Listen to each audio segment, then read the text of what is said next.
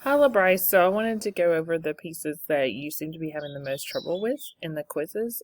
Edgenuity highlighted these three topics, and I agree once I looked at all the questions you're missing. So those three elements are parts of simple sentences, active versus passive voice, and past, present, and future tense. So I'm going to use some of the questions that you missed in order to review these elements. All right, simple sentences. Those are made up of a subject and a predicate. The subject is who is doing the action. The predicate is what action is being taken. Okay, simple subject is just like a one word, the main word that is the subject. The predicate is what is the main word that is the action. Okay, what's the main? It's the verb. What is the verb that's happening? Complete. When they ask you about complete subject or complete predicate, that's the main. So complete subject would be the main subject, and all the other words that are used to explain that subject. Okay. So complete subject would be all of the words that are used to describe who is doing the action or what is doing the action. And complete predicate would be the action plus all of the modifiers or all the words that are describing how the action is taking place. So number 3 is one of the questions you missed. Before taking any drastic measures, the writer decided to carefully review his novel to see if there was anything he could salvage. What is the complete predicate of this sentence? All right, so first of all, we need to know, see this little piece here, before taking any drastic measures. So that is a introductory clause, or also a prepositional phrase. So this is telling me when, before taking any drastic measures. That is not part of the complete subject or the complete sentence, the simple sentence.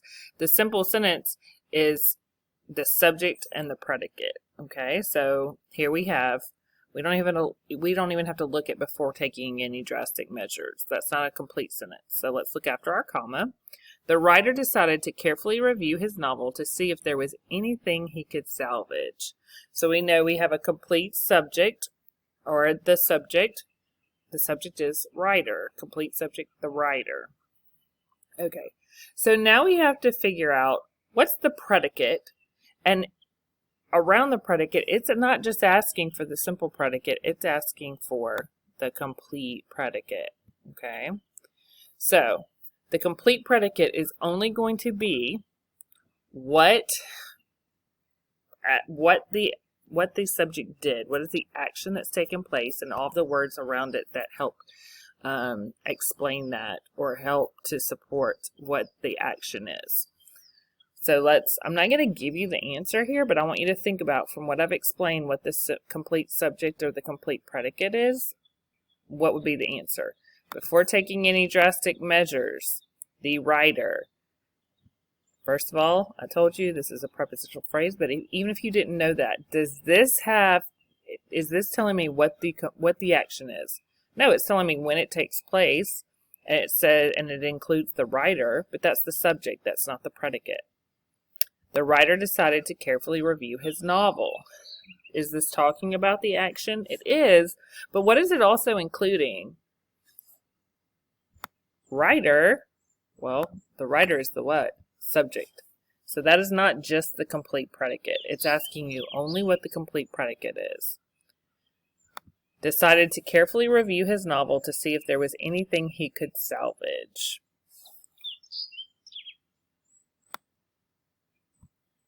Review or decide, are these both verbs? Are they both things that the writer is doing? I would say yes. Carefully describes how he's going to review. He decided, what did he decide? To carefully review. What is he reviewing? His novel. And why? So this is all surrounding this action. I'm going to let you decide if that's a complete predicate. Down here, is he decided? Yes. But does the writer have anything to do with what the action is? The writer is talking about what the subject is. So if you have any other questions about that, then I want you to go back and I want you to break down the sentence. Are there any prepositional or introduction introduction clauses. Are there, once I get those out of the way, can I break it down into the simple subject and the simple predicate? And then can I break it down into what is the complete subject, what's explaining what my subject is, and the complete predicate, modifiers, explanations about the action. Okay? All right, now let's move on to active and passive voice. So active versus passive voice. Active voice is when the subject is acting upon the verb, or the subject is what comes first in the sentence. Passive voice is when the subject is the recipient of the verb. And I'm going to explain that a little more carefully. So to explain that, let me use this question that you missed concerning active versus passive voice. All right, so the question is, what is the best way to put the sentence in active voice while still maintaining its meaning? Because whenever we're talking about active or passive voice, we want to make sure sometimes you need passive voice to make sure you keep the meaning intact, but most of the time in English grammar, we always want to write an active voice, which means we are putting the subject first. So let's look. Before the main performance, we talked about this before, okay? This is your prepositional phrase or clause or introductory clause before the main performance. This just tells me when. It can tell me when, where. This is not part of my main sentence. And they gave that to you. They just left. It's the same on each one of these. But let's look at our simple sentence, or our main portion of our sentence, the complete sentence. The audience was entertained by a comedian. Okay, so here's where we need to look and see what our subject is and what our predicate is. All right, so let's look at the verb first, entertained. Okay, so entertained is the verb. We need to look at who did this action to figure out who the subject is, because you have two words that possibly could be your subject. Audience is a group of people. Comedian is a person. They could both be doing this. Let's look at the verb entertained. Okay. Who is doing the entertaining? All right. Who is doing the action? The audience is sitting and letting the entertainment happen, but who is doing the entertaining? That is the comedian. So who should come first if we're writing an active voice? So comedian is our subject. He's doing the entertaining. He is doing the action. He's doing whatever it is, the verb. So we need to put it, not it or he, we need to put the comedian, the subject, in front. The subject needs to be who is doing the action instead of receiving it from the verb, okay? So we know that then we should move the comedian, the subject should be moved. So it's probably going to be one of these two. All right, so then we might need to change up some of our verbiage here, the words, because we are moving the comedian to inactive voice. The comedian was entertained by the audience, or the comedian entertained the audience? I'm not going to tell you the answer, but I want you to think about this. Was the comedian entertained by the audience? Did the audience entertain the comedian, or did the comedian entertain the audience?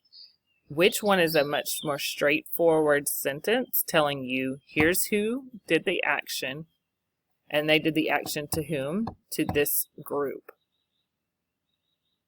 You look at that and see which one has the subject, then the verb, and here who is a modifier. Here's who did he entertain? He entertained this. All right. So we already gone through. These two are the ones that you should look for. So active and passive voice, you want to make sure that you are putting the subject first, then the verb, and then whoever, then it could be the complete predicate, which we talked about earlier, which would be any other words that modify or give more information for that verb. All right. Now let's look at your last issue, past, present, and future tense.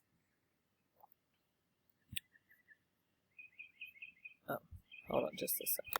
I'm actually going to go over one more question that you missed that deals with active versus passive voice, because this can kind of be a difficult concept to understand.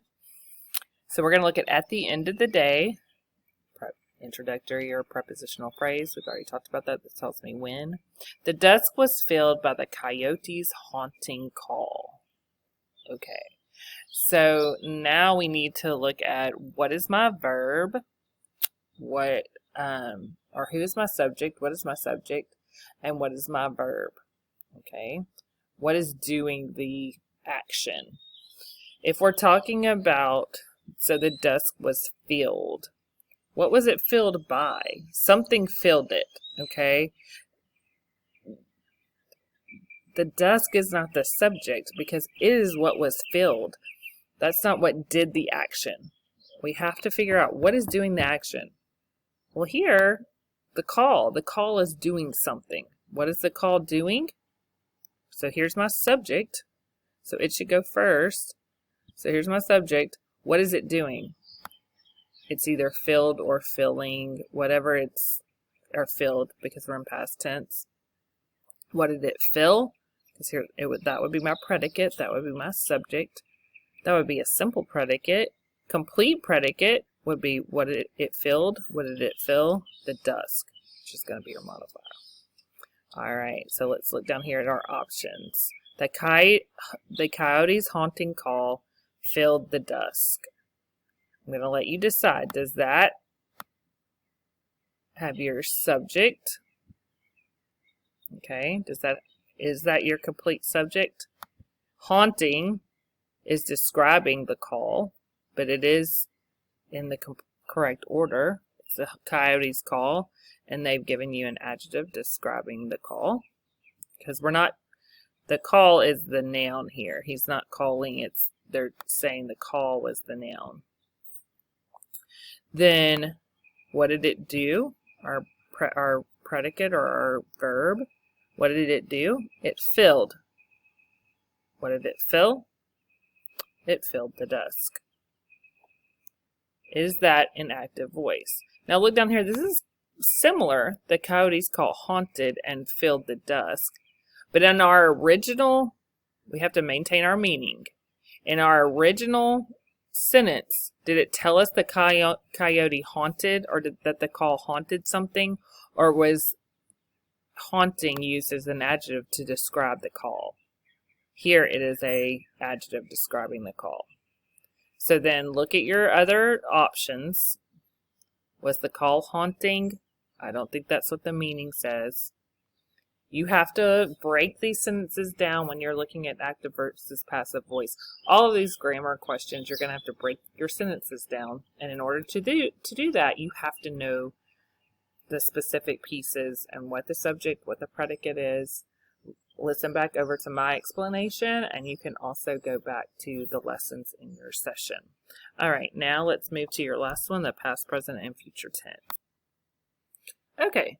So we are going to look at which verbs would be appropriate to use in an essay that is written in the past tense. So you need to know the difference between past, present, and future. So I'm just going to go over why these are past, present, or future, and just get you to think. Past, present, and future tenses, I also have a link that I want you to go to, and it's a video that is going to give you a little more information about that, because this is a lesson that takes, especially in the English language, not every rule. A lot of words are changed into, you change the complete word in order to make it past, present, or future. So this video goes into more depth. Her face is kind of funny right now, but I'm going to show you the link, and I'll also send it to you in your email. But let's go over the question you're having issues with. So which verbs would be appropriate to use in an essay that is written in we need to make sure that we know that we only want to be in the past tense. Okay? So let's look at the word arose. She arose after 20 minutes of taking a nap. If I wanted the present tense of that, that would be arise. You can get into present perfect. We're not going to get into that. We're just going. Our will arise would be future, but arose would be the past tense, and that it's not talking about a flower. Just joking. But arose would mean like getting up or standing up. So arose is past tense. Beheld. Future tense or present tense of beheld is behold. So behold, look at this that I'm holding in my hand. Or he beheld the look of the girl he had a crush on. Beheld would be past tense. So would that work in our essay? Yes. So it arose. Dealt. That's past tense. We dealt with the issue. If it was present tense, we deal with the issue. Future, we will deal. Are dealing, when you get into ing verbs, that's different, so we're not going to get into that yet, but that may come up in your future lessons. Now let's look at exclude. Okay. I exclude him from the lesson. That would be talking about what you're doing right now. So that's present tense. Could you use that in an essay that's written in past tense? You chose that as one of your answers, but if I exclude you, I do it right now. Now, if you wanted past tense, I excluded him from the game. You would have to add a D, add ED, D, and that's explained in this video. Misled. Oh, so let's go back to exclude. Could I use exclude if I'm wanting to speak only in past tense? No, because it's the present tense form of exclude. Misled. I misled you the other day. Mislead is the present tense. Will mislead is future. Misled is past. Can I use that in my essay? I sure can. Misunderstood. I misunderstood you the other day. That is in the past. Misunderstand is present. And then let's look at overpower. You chose overpower. Think about most verbs, if they're in the past tense, most of them, except for, I told you the English language can be tricky, so some words are completely rewritten, like arose is past tense, it doesn't end in D. But let's think about, when you think about the different forms of overpower, overpowered, I overpowered her yesterday in the basketball game. That is past tense. If you overpower, I am overpower today. Like if you use that in a sentence, overpower is present. So we can't use that in the past. That wouldn't be if we were writing only in past tense. Or I will overpower you. That is future. So I overpower, I can't use in the past tense. You've got to look at every single piece and know the rules for past, present, and future tense. So what I would like you to do is to go, here, let's let her play a second. So her eyes weren't looking the same way. I've watched the video. She's pretty good. I can go over this with you in a Zoom. I didn't want to make a whole new video when this is here unless you need it. And if you need me to do it with you individually, I am available in here. So she goes over present, past, future, simple. Later on, they are going to get into progressive, but just watch the part that's past, present, and future, because that's what is on your particular quiz that you're having trouble with, okay? That link, I'm going to send it to you in the email that I send you my video in, but that link is here, okay? And I'll also send it to you in a video. So go back over the questions that I went over with you. Those are the main topics and issues, and they're the same topics and issues that come up in the other questions you are having problems with. Really understand the content. If you still have trouble, if you're not understanding, let's hold a Zoom conference. And then Mr. Long, once I feel that you understand the material, Mr. Long will open that quiz up again for you, okay? Because you've already taken it 4 times, let's really make sure we understand If you do not feel 100% confident with past, present, future tense, active versus passive voice, and parts of the simple sentence, especially the simple subject and the simple predicate, and then the complete subject and the complete predicate, then I need you to let me know and we'll have a Zoom conference. All right. Good luck, LaBryce. Talk to you later. Bye-bye.